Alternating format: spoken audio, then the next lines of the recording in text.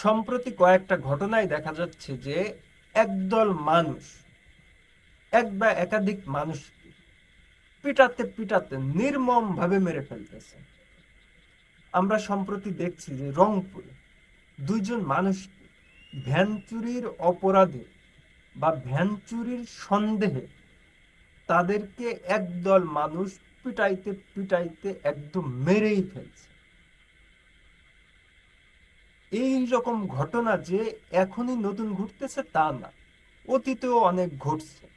হুমায়ুন আহমেদের নিমফুল নাটক দেখবেন যে সেইখানে একজন ডাকাত ধরে উৎসব আমেজ নিয়ে সেই ডাকাতের চোখ তুলে ফেলা হয়। এরকম ঘটনা কিন্তু তখন কিছু ঘটছে, এই কারণেই সেই প্রেক্ষাপটে হুমায়ুন আহমেদের এই নাটকটা বানাইছে।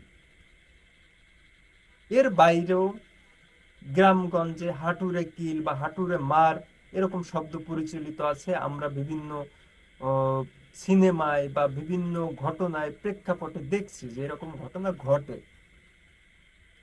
কিন্তু বর্তমান সময়ে এই রকম ঘটনা যে ভয়াবহ আকার বা রূপ নেছে তা আসলে অতীতের যে কোনো সময়কে হার মানায় দেয়।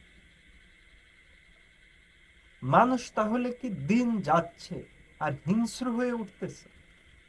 একটা ভ্যান একটা ভ্যান চুরি বা কোনো একজন ব্যবসায়ীর কাছ থেকে কিছু টাকা চুরি বা একটা ছিনতাইয়ের অপরাধ, এই ঘটনায় একজন মানুষকে কি পিটাতে পিটাতে একদম মেরেই ফেলতে হবে?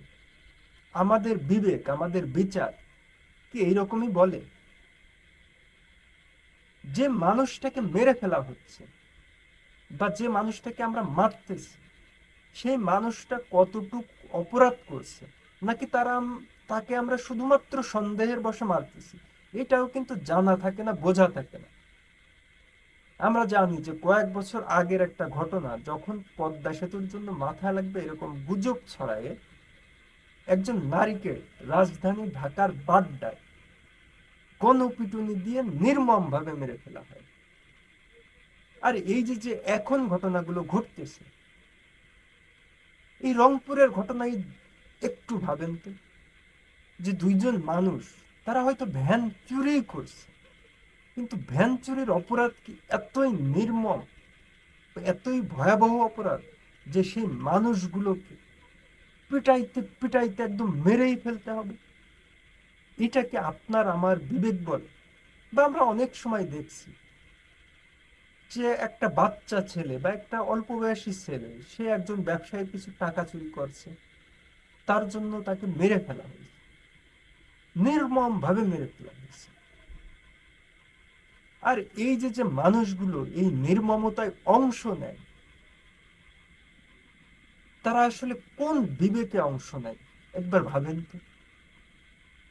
আর এই যে যে সংগঠিত মানুষ, সংঘবদ্ধ মানুষ যখন একজন মানুষের উপর এই রকম নির্মমতা চালাচ্ছে, তার দায়ভার কিন্তু আমাদের সবার ঘাড়ে এসে পড়ে।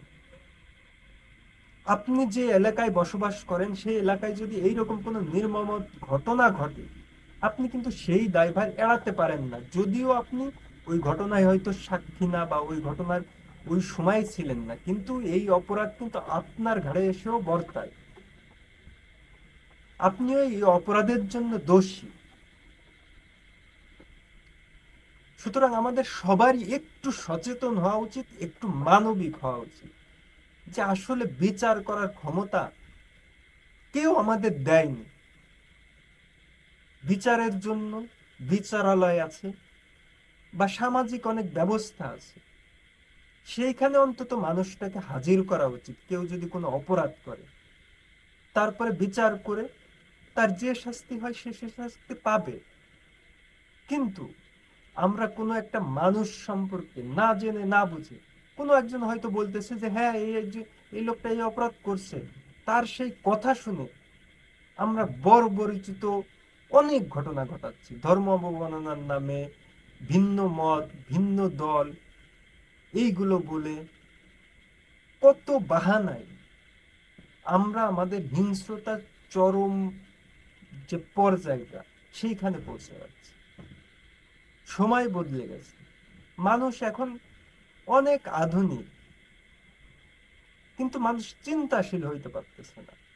আপনি আমি যদি একটু চিন্তা করি, আপনি আমি যদি একটু ভাবি, তাহলে আমাদের বিবেক কি কখনো কোনো প্রকারে বলে যে এরকম একটা চুরির ঘটনায়, এরকম একটা ছিনতাইয়ের ঘটনায়, বা ভিন্ন দল, ভিন্ন মত, ভিন্ন ধর্মের এই কারণে একজন মানুষকে এরকম নির্মম ভাবে মেরে ফেলতে হবে?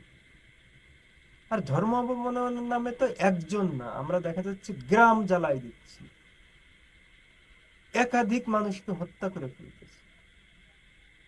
আমরা আসলে কবে মানুষ হব? আমরা কবে বিচার বিশ্লেষণ করতে শিখবো? আমাদের মগজে কবে একটু ভাবনা ঢুকবে? যে কোনো ঘটনায় আমরা কবে একটু ভাবতে শিখবো? চিন্তাশীল হয়ে চিন্তাশীল মগজে আমরা কবে একটা ডিসিশন নিতে শিখবো যে হ্যাঁ সত্য না মিথ্যা, ন্যায় কি অন্যায়, উচিত কি অনুচিত, এগুলো আমরা কবে ভাবতে শিখব? মানব সভ্যতার বয়স বহু কাল হয়ে গেছে। আর কত কাল গেলে, আর কত সময় গেলে আমাদের এই বাংলাদেশ বা এই যে আমাদের দেশের মানুষগুলো, আমাদের সমাজের মানুষগুলো, এরা মানুষের প্রতি দয়া দেখাবে, মানুষের প্রতি মমতা দেখাবে? এরা হিংস্রতা কবে ভুলবে? এই যে হিংস্র মানুষ, এই যে হিংস্রতর মানুষ, এরা কি আসলে কোনো সমাজে, কোনো সভ্যতা, কোনো ধর্মে, কোনো জাত কুল, এদের কোনো কিছু আছে? যদি কোনো কিছু থাকে, তাহলে কি এরা কোনো প্রকারে এরকম বর্বর, এরকম নির্মম হতে পারে? আপনি একটু ভাবার চেষ্টা করুন, নিজে ভেবে দেখে বুঝে অন্যদেরকেও বোঝান যে এইরকম বর্বরতা, এরকম নির্মমতার সাক্ষী যেন আপনি আমি না হই, আমাদের পরিচিত কোনো মানুষও যাতে এরকম বর্বরতার সাক্ষী না হয়। ধন্যবাদ।